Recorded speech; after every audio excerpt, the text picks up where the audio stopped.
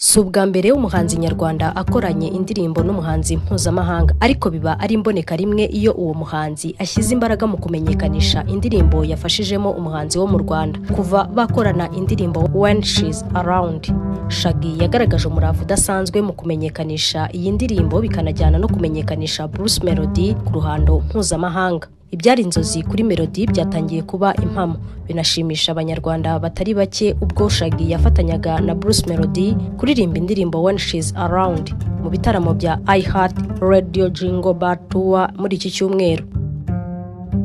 Nyuma y'iminsi mike bakoze iki gitaramo, Shaggy yongeye kwerekana umurava we mu kumenyekanisha uyu muhanzi ndetse n'iyi ndirimbo, ubwo yashyiraga ku rubuga nkoranyambaga rwe rwa Instagram amashusho ari kumwe n'uyu muhanzi n'ubundi bari kuririmba iyi ndirimbo ibizwi nka challenge. Ibitekerezo byatanzwe kuri aya mashusho, abanyarwanda bagaragaje ko ari ibintu bidasanzwe Shaggy akoreye Bruce Melody, cyane ko bikorwa na bake bafite izina nk'irye.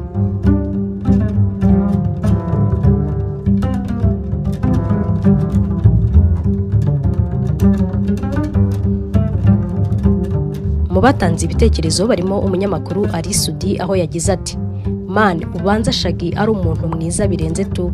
Kuva nabaho sindabona umusitari wo ku rwego rw'isi witangira promosiyo y'indirimbo yafashijemo undi muhanzi, biteye emotion. Umuvandimwe Bruce Melody, umudushimirire bikomeye, warakoze cyane umuvandimwe Shaggy." Abandi banyarwanda bunze mu rya Ali Sudi barimo nka Bright, aho yagize ati: "Cyane pe, Shaggy ni urundi rwego, ntabaho." Drive Official nawe ati: "Nawe warishyuwe, wakora byose bro." Icons nawe yagize ati: "Ali Sudi nibyo kabisa, birarenze pe, Shaggy ni uwo gushimirwa cyane." Mu bakomeje gutanga ibitekerezo barimo DJ Bell Peace, aho yagize ati: "Shaggy urakoze kubw'ineza yawe, abanyarwanda bose twishimiye iyi nkunga, umwami Shaggy." Ado Musics nawe ati: "Iki ni igitangaza." Moses Kagaba we byamurenze, ashyiraho imiriro gusa. Mugenzi we Wizard ati: "Umuhungu wacu uramuremeye kweri." Ahita yongeraho hashtag ya funga match. Undi witwa Downtown yagize ati: "Shaggy urakaza neza nanone mu Rwanda, turagukunda." Abandi ibyishimo byabarenze bahitamo gukoresha ibimenyetso byerekana ko banyuzwe, birimo imiriro, kumanika ibiganza n'ibindi. Manzi Fighter we yakoresheje imvugo zikunze gukoreshwa n'abahanzi zerekana ko iyi ndirimbo ari mpuzamahanga. Honest Honest yagaragaje ko yaba Bruce Melody na Shaggy bari kubaha ibintu bishya buri munsi bijyanye no kumenyekanisha iyi ndirimbo, abisabira akaruhuko. Ati: "Muduha akaruhuko bagabo." Hari n'abatangiye kuvuga ko Shaggy akwiye ubwenegihugu bw'u Rwanda, banamushakira izina.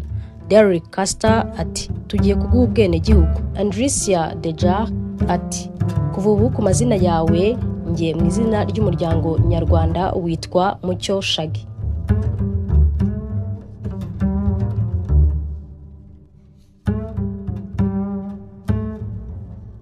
Iyi ndirimbo basubiyemo yashibutse kuyitwa Funga Macho. Bruce Melody amaze umwaka ashyize hanze, ikaba imaze gucurangwa inshuro zirenga 3.5 miliyoni kuri YouTube. Y'ukwezi bayiteguza abakunzi babo, aba bahanzi bayiririmbye bwa mbere mu birori bya Trace Awards byabereye mu Rwanda mu kwezi kwa 10 muri BK Arena, aho bayiririmbye mu buryo bw'ikoranabuhanga nk'uko n'amashusho ubwayo bayakoze muri ubwo buryo. Abanyarwanda batandukanye bamaze kubona uburyo iyi ndirimbo bayiririmbyemo ndetse n'uko amashusho yayo ameze, batangiye kuyinenga, banayigereranya n'iyundi muhanzi nyarwanda Tom Cruise yakoranye na Sean Kingston yitwa Good Time Tonight, nayo yakozwe mu buryo bw'ikoranabuhanga. Bamwe bavuga ko nta musaruro izatanga. Gusa Bruce Melody yavugaga ko ifite byinshi iri kumugezaho mu buryo abantu batari kubona, kandi ko bitanga icyizere ko mu minsi iri imbere umuziki nyarwanda uzaba mpuzamahanga. Aha yaganiraga na Jaras Official TV. Nizere ko abantu bari kureba indirimbo yacu yitwa When She's Around nayo ikoranye na Shaggy.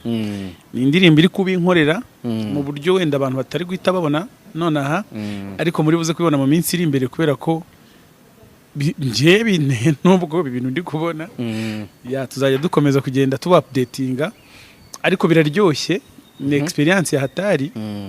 Ibintu biraryoshye muri uyu muziki, biratanga icyizere cy'uko mu gihe kiri imbere umuziki wacu ugiye kuba mpuzamahanga. Dufite plan yo gukora ama interview 200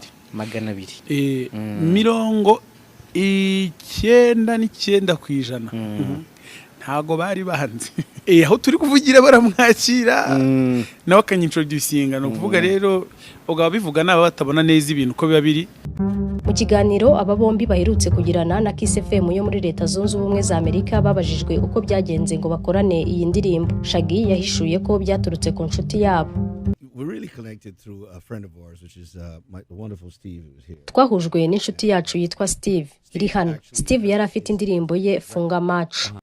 Arampamagara arambwira ati Shaggy, hano hari indirimbo nziza n'icyo yitekerezaho. Ndayumva ndamubwira nti yego ifite injyana nziza.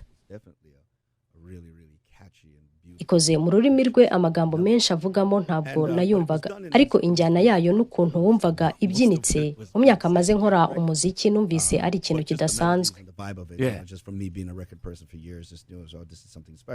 Nyuma yo kuyumva bahise bemeza ko bayisubiramo ibizwi nka remix. Nyuma yo gukorana na Bruce ahamya ko ari umuhanzi w'umuhanga nk'uko yabitangarije iyo radiyo yo muri Amerika. Bruce ni umuhanzi udasanzwe. Ni numwe mu batwaye igihembo cya Trace Awards iwabo cy'umuhanzi mwiza. Best new artist.